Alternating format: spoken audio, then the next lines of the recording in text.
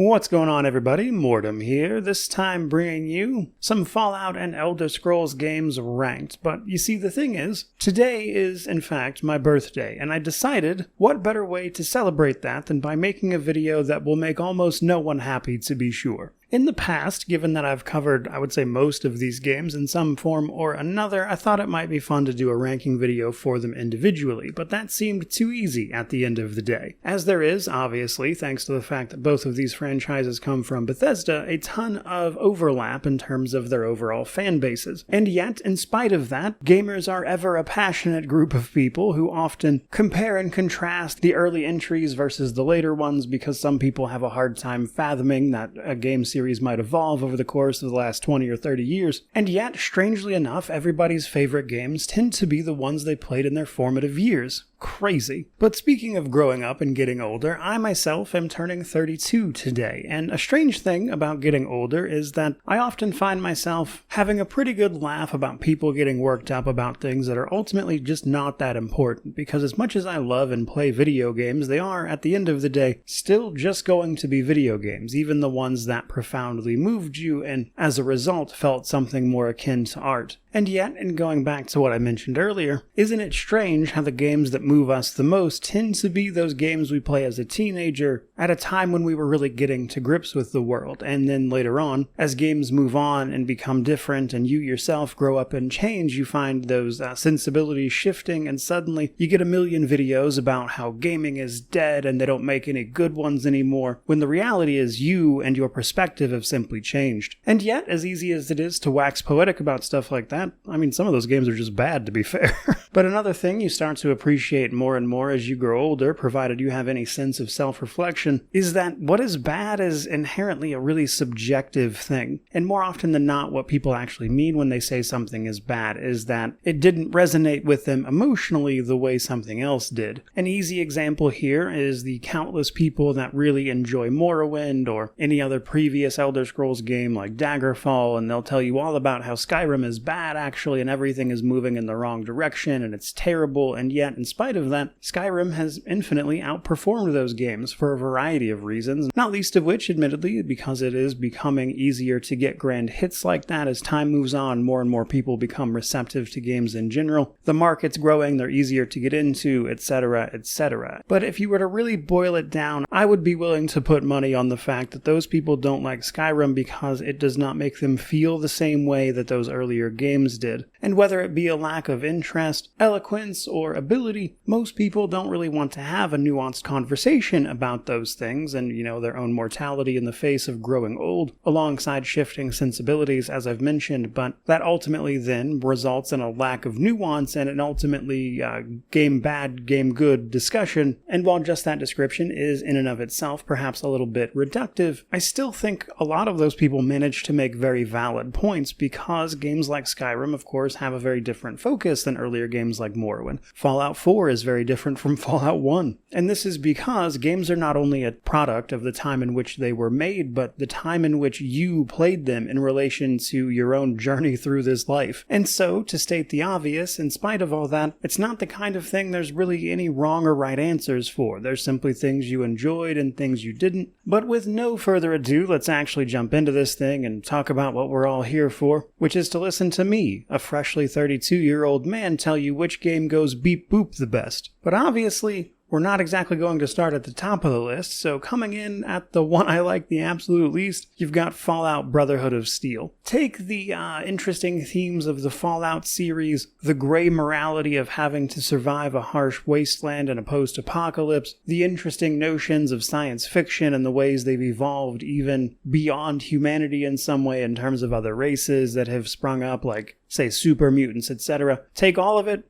throw it out the window, because Brotherhood of Steel feels like a game that was made by a 12-year-old, as you could probably gather from both the way the game is written, but also the over-the-top silliness of it all, resulting in a game that is really only enjoyable in the sense that it's so bad it is at least kind of funny, because otherwise just an awful game. Next up, however, we then have the originator of the Elder Scrolls series with the Elder Scrolls Arena. So this one's pretty far down, as you probably noticed, and that's because I don't really like Arena. I enjoy it as a sort of historical oddity in the sense that it obviously springboarded the rest of the Elder Scrolls franchise, but in terms of gameplay, mechanics, the story, its presentation, and the way it handles everything here is just very no thanks. And that's ignoring entirely, of course, the game's age and, the limitations of the technology at the time, the bugs. Obviously this game isn't as great as something today, at least in terms of gameplay alone. So ultimately, while I can appreciate what Arena started, it's just not a game I enjoy playing at all. And there's really not a ton of reason to go back and play it, to be honest. Third from the bottom, we then have an Elder Scrolls adventure, Redguard. This game is honestly fine. It just doesn't really speak to me. It's got that sort of late 90s action-adventure style gameplay that,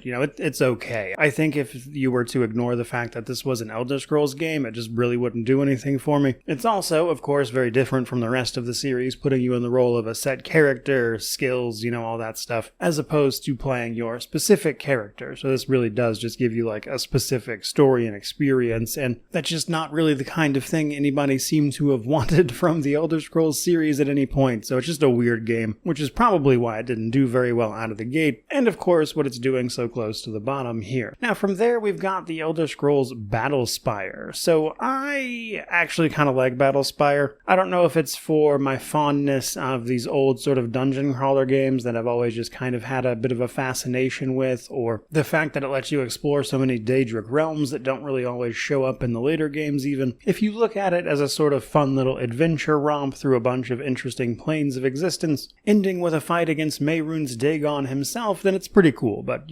obviously, like many of these games, the time in which it released all the way back in 1997, the technology at the time, all of that stuff are holding it back a little bit, to be sure. But one thing I actually really do like about it is that you can always talk to the enemies that you're about to fight and that kind of thing, and they say all these nonsensical little things. And it has a lot of, I think, unintentionally hilarious dialogue in places. So while I wouldn't pretend it's some grand game, it has its moments and it makes me laugh. Next up, we've got the Elder Scrolls card game, Elder Scrolls Legends. An interesting game to put on this list that is mostly ignoring the mobile titles, as this technically did also release on PC, by the way, but I actually played the Elder Scrolls Legends before it got shut down quite a bit, and some of that is because I enjoy playing these types of card games like, Magic the Gathering type of stuff in person, or at least I did back in high school. It's not the kind of thing I do anytime recently, to be sure, but one thing I liked about Legends in particular is that outside of the actual card mechanics of it, it would put you in these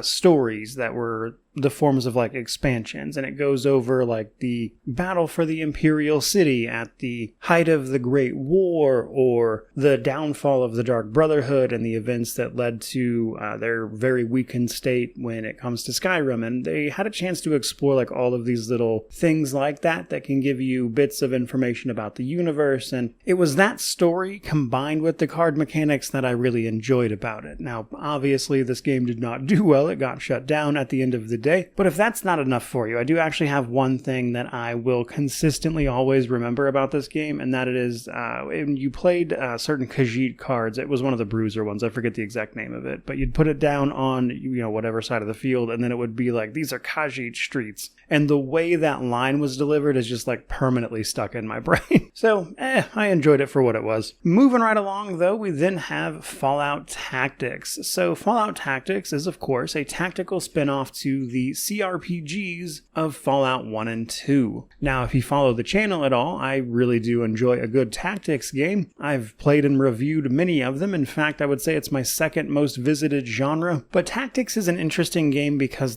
some of it is considered canon, but not all of it. They've used elements of it here and there. And the story about you and the Brotherhood of Steel running across the plains of the US, the sort of Midwest area, if you will, and the fight against the Calculator are all honestly pretty interesting stuff. Now, what I have yet to mention in this video, though, is that I like Fallout less than the Elder Scrolls, frankly. So, while I do enjoy Fallout as a franchise and everything, it's just not exactly the kind of thing that I get really over the top about, like some of course, its diehard fans. So, for me, this is a pretty good tactics game with some fun voice acting and a pretty decent story overall. It is just a little out of place with the rest of the Fallout series, and does, as a result of that, feel very much like a spin-off that it is. Just above that, we've got Fallout 76. This is an interesting game. I've tried it a little bit, taking advantage of a free trial week here and there, and the main thing that holds this game back for me is something intrinsically linked to it and thus can't really be fixed. I don't enjoy playing like multiplayer online games anymore. I used to when I was a younger man, but these days in my 30s, trying to coordinate with other people on top of everything else I've got going in life, it's just an absolute no-go. I don't want to play with people, and so for that reason alone, 76 is just never going to be far up on my list of things to do. But in spite of that, there are actually some things I enjoy about it. For starters, all the stuff they did with the various cryptids, the fact that this game is set not exactly close by, but near-ish to where I actually live in the US, and just little stuff like that. Ignoring entirely its pretty terrible launch and just looking at it these days, I don't think it's entirely meritless, but also it's just not really something I find myself wanting to play ever due to the online nature of it. Just above that, we then have Fallout 2. Now this is an interesting one because I know a lot of people love Fallout 2. I had fun with it for what it was. In fact, as a CRPG, it tends to be a little more up my alley than a lot of other games in the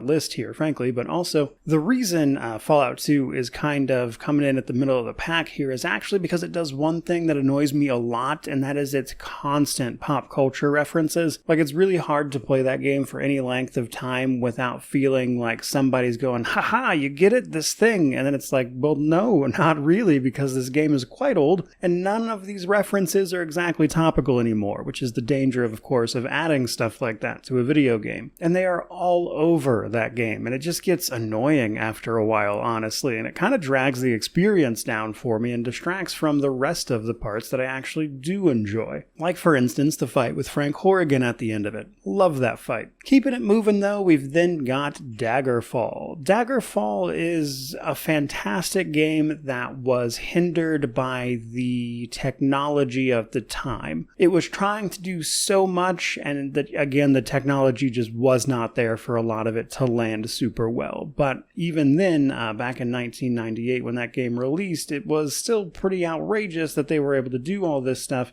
And even today, we don't even see a lot of games attempting to do this stuff. So for just those things alone, Daggerfall, I think, is a really special game in that sense. There really just isn't much else like it. And that fantasy simulator element of it is pretty cool. But unfortunately, all of the game's problems are what are holding it back from being higher. Like, of course, things like the bugs, the pretty rudimentary questing, and a handful of other just minor details. But I actually do really like Daggerfall. It's installed on my computer right now, as a matter of fact. Keeping it moving, though. Next up is The Elder Scrolls Online. Surely going to be a controversial placement, but The Elder Scrolls Online is a multiplayer game, and thus, as I mentioned, just not really the type of thing I want to spend a lot of time on these days. And yet, in spite of that, I love a lot of what The Elder Scrolls Online did in terms of like lore and expanding out topics and diving into various places in the world of Tamriel, exploring a lot of their values and cultures and stuff that we just don't really see in the mainline games. And all of that stuff is fantastic. It's genuinely what kept me playing it for so long. And I played this game a lot, to be clear. I have roughly, I think, 10 max level characters. Again, it was a lot. But like any multiplayer game, just the fact that I have to play with other people and ultimately coordinate with them to do a lot of the,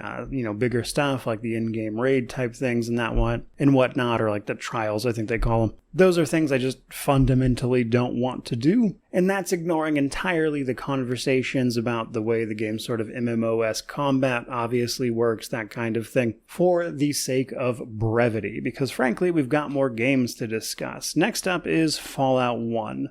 Now, I will say, like, everything above this point are games that I enjoy a lot. Sure, they have, like, their little quibbles, but by and large, I really do enjoy them. Fallout 1 in particular, I think, is a fantastic first entry into the Fallout series. Really set the tone, and I think, honestly, if you even play that game today, it's really no surprise that that franchise became what it became. With the second season of the Fallout TV show due out later this year, people spreading rumors, of course, about the potential remake of Fallout 3 as as an example. Obviously, all of that started with the first game, and people loved it for good reason. It did a lot of really, really fun stuff. Had its problems, of course, issues with companions, things like that. Some stuff was improved in 2, others not so much. But of course, what most people remember about this game is ultimately the story and how everything pans out with the Master at the very end of it, which honestly is just a really cool overall narrative and how that's paced out and structured, along with all the information that you may or may not learn along the way. It really just makes for a tremendous story, and it's a great game, honestly. Some minor quibbles, I think, but even by today's standards, it's a pretty good CRPG, and I think more people should play it. And yet, we've got some games to go. Next up is Fallout 3, the big genre shift for the Fallout series, which was, of course, as with any change, met with derision and largely uncertainty. And yet, in spite of that, Fallout 3 did pretty well. And by pretty well, I mean it did very well. Now, obviously, this game has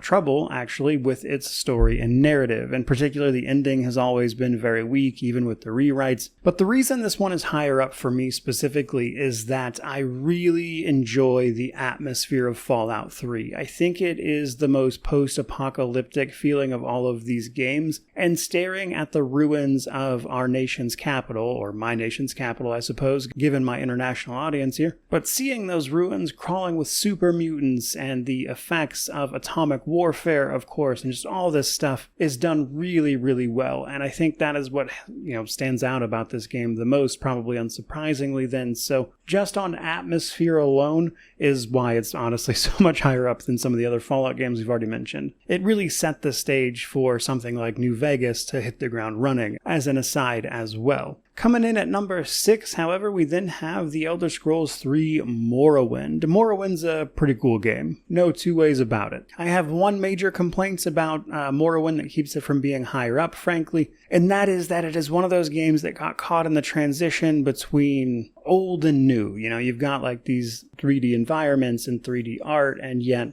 your chance to hit is, of course, just that, a chance to hit with dice rolls behind the scenes, and the animation doesn't really mean anything. So your weapon can physically hit an enemy, sure, but if the dice roll doesn't say you hit, then you missed, and that feels really bad. I kind of hate it, to be honest. And it's so funny because I play so many games where chance to hit is a big thing, but it's from an isometric camera angle where obviously that is more obfuscated as a mechanic. And yet in first or even third person, seeing your weapon connect but you technically missing, I don't like it at all. And yet almost everything else about Morrowind is a fantastic time. I think they did a lot of really cool stuff. Of course, the inevitable mention of the alien world that is Vardenfell. But realistically, one of my favorite main stories for these games. In fact, I would say it's my overall favorite, with Daggerfall coming in at a close second. But Morrowind's main story is just fantastic. Talking to all these characters and then hearing their perspectives about their place in the world as gods, if you're talking to the tribunal, or just how the Dark Elves as a people see themselves in the face of all this change that is happening, these existential threats. It's just a really good time. And a tremendous story. So while there are plenty of gameplay reasons people like this one more than other entries as well, those are the reasons I like it personally. Coming into the top 5, however, we then have Fallout New Vegas. So, New Vegas is a bit of a buggy mess at times, to be sure. You can get some mods to fix some of it, but in my experience, no matter how much you mod it, it tends to be a little unstable. But luckily, in the face of modern hardware, it's usually not too big of a deal because the load times are very, very short these days if you have a decent computer. So even those problems can be overcome. But one of the biggest things I personally like about Fallout New Vegas is the changes it made to progression from Fallout 3, which is sort of uses as a base, as I'm sure many people know. And they made a bunch of, I think, really smart changes to progression that make it feel a lot better. And Fallout 3's, as a result, feels more of a rough draft in that sense. Another really cool thing I like about New Vegas is that they aren't afraid to let locations just feel like what they are meant to be. Like, for instance, you come up on a small abandoned gas station, there's a small interior cell, and it's pretty much what you would expect. And it feels a little more realistic in that way. Not every single location you run across winds up being some labyrinthine underground secret bunker. There's certainly a few of those, mind you, but it sort of lends to this feeling of actually exploring a place that, used to be bustling and alive with human interaction, but these days is, in fact, a wasteland as opposed to, of course, some secret testing ground for all manners of stuff that they've got up to. And it goes a long way to just making it feel more realistic. Add on top of that Obsidian's ability to craft an interesting bit of choice and consequence into its narrative, and you've got a pretty good time. Which is, obviously, why it is so beloved. And yet, in spite of that, I'm going to upset a lot of people by saying that my next favorite is actually Fallout 4.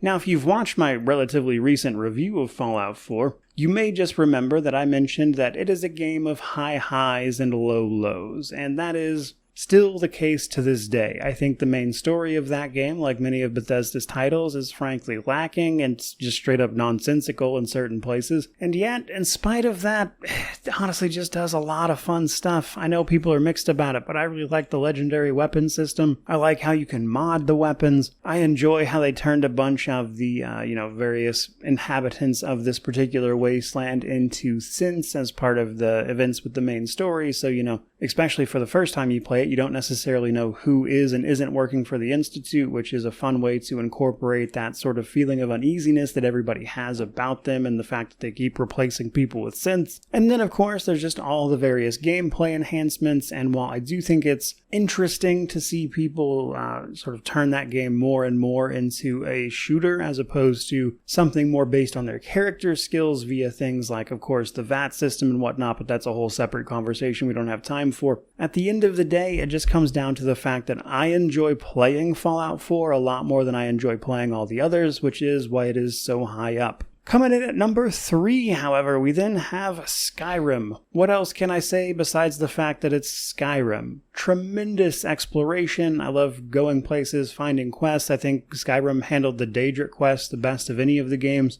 The environmental storytelling was top tier. And it really just did so many great things. And yet, in spite of that, obviously, like all of these games, it has some shortcomings. For me, it's the lack of consequence to almost anything you do. Skyrim is first and foremost, in my mind at least, a power fantasy. Consequences don't exactly lend themselves to a power fantasy type of game, and thus there just aren't a lot of them. Which means exploring, building your character, running around, handling all these various quests is fun, but it's not a terribly deep experience either, and compared to some of their previous work, it's no wonder then that people would be upset by that. But for better or worse, Skyrim managed to catch lightning in a bottle, which is why it is, in all likelihood, the best-selling single-player RPG of all time. And yet, in spite of that, there is technically just one more game I like more of that, because in second and first place respectively, we've got Oblivion and Oblivion Remastered. I love Oblivion. It's more than a game to me. If you watched my original retrospective of it back in 2024, or even to a slightly lesser degree, my remastered review here recently, Oblivion is a game I have a lot of love for. It got me through some hard times in life because, as I mentioned at the very top of the video, it's a game I played during my formative years, and it allowed me to explore and get lost in a world that was, somehow significantly kinder to me than the real world was at the time. What put Oblivion in a position to do that, though, was the fact that a lot of its content and side quests and stuff are just incredible. Like a lot of Bethesda games, though, pretty weak main story, it has its moments, but it's not really the main experience, to be honest. But a lot of the guild quests are interesting, a lot of the side content, there's so many great side quests in that game. And it's so just wonderfully weird at the same time, and then you cap off that experience with the Shivering Isles. And it makes for just a tremendous experience that is unique even among the Elder Scrolls series, which, to be fair, you could say of most of the mainline games at any rate. But to get to have that experience, and then all these years later, here in 2025, see that game remastered and, watch people have some of those experiences for themselves, and watch it resonate with people while also, fixing a lot of the squeaky wheels like the terrible leveling system, is obviously what puts it at the top of the list for me. So, is that almost certainly a combination of recency bias mixed with just a general preference for that game over the rest of these that before I had played most of the games on this list? Almost certainly, but that's why it's my list, and you are certainly more than welcome to go ahead and make your own. Now, if you made it all the way to the end of this video without leaving in a huff and outrage, I certainly commend your ability to listen to other people's opinions, but also you're not really helping me out here. I'm trying to drive controversy and get this video to go viral. And I realize I'm a little monotone myself, but I'm going to need you to get a lot more animated about that or we're never going to get there. I suppose that is as good a place as any to wrap up this particular video. Certainly hope you enjoyed it. But with that in mind, by all means, like, comment, subscribe, all that YouTube jazz, or I mean dislike it if you disliked it. I get paid for that too. But regardless of any of that, truly, just thank you so much for watching. I really do appreciate it. May you wander in wisdom and have an amazing day.